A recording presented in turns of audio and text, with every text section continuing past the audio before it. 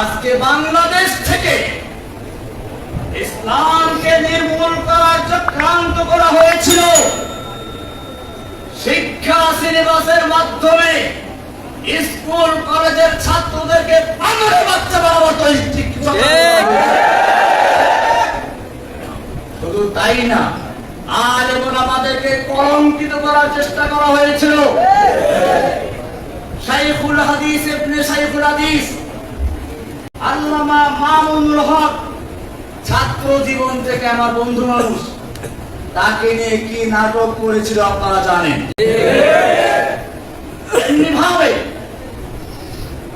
আমাদের এগুলো বিষয় আছেন মুফতি হারুন জাহার সাহেব, আল্লাহ তাকে জাযায়ে দান করুন।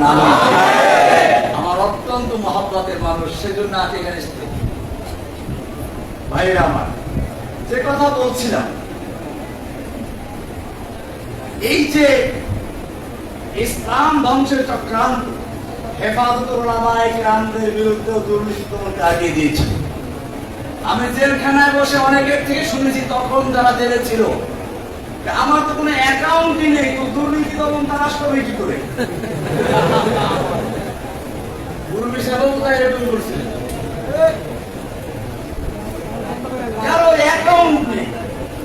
এদের নামে দুর্নীতি দমন কমিশন তল্লাশি করা শুরু করে দিয়েছে।